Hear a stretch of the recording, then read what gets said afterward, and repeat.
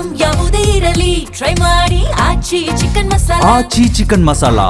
ಚಿತ್ರದುರ್ಗದ ರೇಣುಕಾಸ್ವಾಮಿ ಭೀಕರ ಕೊಲೆ ಪ್ರಕರಣಕ್ಕೆ ಸಂಬಂಧಿಸಿದಂತೆ ಈಗ ಮತ್ತೊಂದು ಅತ್ಯಂತ ಪ್ರಮುಖ ಅಪ್ಡೇಟ್ ಹೊರಬೀಳ್ತಾ ಇದೆ.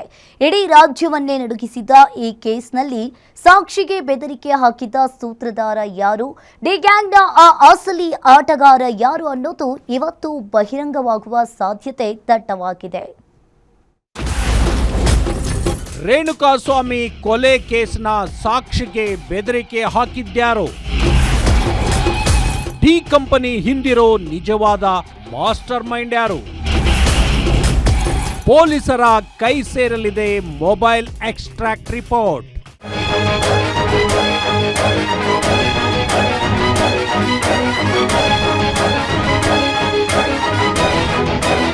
ದರ್ಶನ್ ಅಂಡ್ ಗ್ಯಾಂಗ್ನಿಂದ ನಡೆದ ರೇಣುಕಾಸ್ವಾಮಿ ಕೊಲೆ ಪ್ರಕರಣದ ಸಾಕ್ಷಿಗೆ ಬೆದರಿಕೆ ಹಾಕಿದ್ದ ಸಂಬಂಧ ಈಗಾಗಲೇ 3 ಆರೋಪಿಗಳನ್ನ ಕಾಮಾಕ್ಷಪಾಳ್ಯ ಪೊಲೀಸರು ಬಂಧಿಸಿದ್ದರು. ಆದರೆ ಪೊಲೀಸರ ತೀವ್ರ ವಿಚಾರಣೆ ನಡುವೆಯೂ ಈ 3 ಆರೋಪಿಗಳು ಮಾತ್ರ ಸೈಲೆಂಟ್ ಆಗಿಯೇ ಇದ್ದರು. ತಮಗೆ ಸಾಕ್ಷಿ ಬೆದರಿಕೆ ಹಾಕಲು ಹೇಳಿದ್ದು ಯಾರು ಅನ್ನೋ ಸೂತ್ರಧಾರನ ಹೆಸರನ್ನ ಪೊಲೀಸರ ಮುಂದೆ ಎಲ್ಲೂ ಹೇಳಲೇ ಇಲ್ಲ. ಹೀಗಾಗಿ ಪೊಲೀಸರು ಬಂಧಿತ ಆರೋಪಿ ಮೊಬೈಲ್ಗಳನ್ನ CID technical ಸೆಲ್ಗೆ ರವಾನಿಸಿದ್ದರು.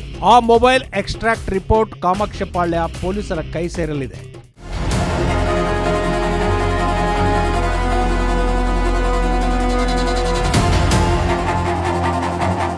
CID technical cell ನೀಡಿರುವ ಈ ರಿಪೋರ್ಟ್ ಇಡೀ ಕೇಸ್ಗೆ ಟರ್ನಿಂಗ್ ಪಾಯಿಂಟ್ ಆಗಲಿದೆ. ಆರೋಪಿಗಳ ಮೊಬೈಲ್ನಿಂದ ಡಿಲೀಟ್ ಆಗಿರುವ ಚಾಟ್ಗಳು, ಕಾಲ್ ರೆಕಾರ್ಡ್ಸ್ ಹಾಗೂ ಅವರು ಯಾರ ಜೊತೆ ನಿರಂತರ ಸಂಪರ್ಕದಲ್ಲಿ ಇದ್ದರು ಎಂಬ ಸಂಪೂರ್ಣ ಮಾಹಿತಿ ಇಂದಿನ ರಿಪೋರ್ಟ್ನಿಂದ ಹೊರಬರಲಿದೆ. ಇದರಿಂದ ಸಾಕ್ಷಿಗೆ ಬೆದರಿಕೆ ಹಾಕಿಸಿದ್ದ ಅಸಲಿ ಕಿಂಗ್ ಪಿನ್ ಯಾರು ಅನ್ನೋದನ್ನ ಗೊತ್ತಾಗಲಿದೆ.